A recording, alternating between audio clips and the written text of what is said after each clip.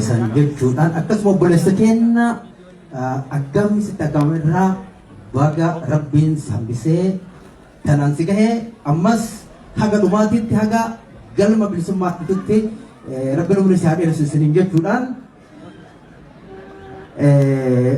Jawar kubbaa ofii lammaa harkaan gahee lammaan kubbaa guutuu gara abiyyi rukutu kubbaan goolii ta'e jarri foorte.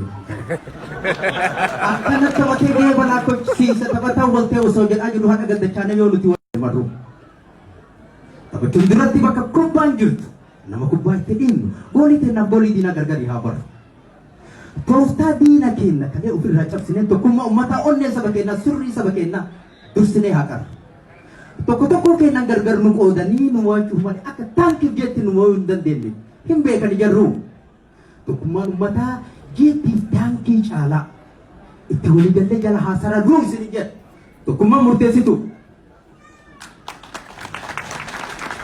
Jijjiiramni dhufee shakkii tokko qabu akka ajaa'ibaa kanaatiin buutameetiin kuuf. Abiyyi Oseenaan gaafii Oromoodhaa. Kanisa kan lubbuun Oromoo kumaaf jedhan irratti obbaata osoo hin deebisin hulaa qabrii keessaa baatee nafxanyoota gufte harka qabee kaasee madda bulii jechuun dhagaa harka kaayee nutti gadi yaasee hiriira nu baasu. Kawwan ofiin marsee kaan of jala dachaasee masaraa mootummaa haaromsuuf fufe. Kanatti dhaabanne kitaabatti baasee nutti gadi dhufe uummanni Oromoo irraa hin fudhanne kuwwan kukkute kuwwan gumuuf fufe. Bara kana keessa yeroo kana keessa namoota akka Minilik namoota akka Haile Sillaasee qabrii keessaa baasanii suuraalee kaasanii sabarraa leellisuun sirna nafxanyootaa shakkii tokko malee dhibbarraa dhibbatti sabatti deebisu.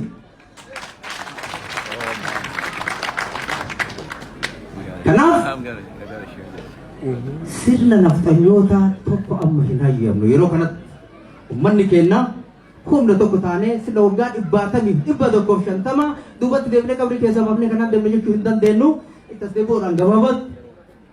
Yormuun tokko jaakka kumaa huutee qabdee gadi dhiisin hanga dhumaa huutee qabdee gadi dhiisin hanga dhumaa injifannoon baranaa silaattee tuma ayi injifannoon baranaa silaattee shamgoon hey.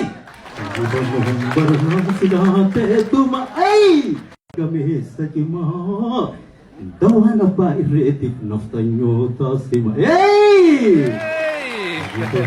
Barana silahate tuma ey Jifono barana silahate tuma Qosa budaa keessa gambaasu jawaari infida warri waju budatu bahi sadida haa iyyitu ittuma qabsiisaa shida ey Qosa budaa keessa gambaasu jawaari infida warri waju budatu bahi sadida haa iyyitu ittuma qabsiisaa shida hey!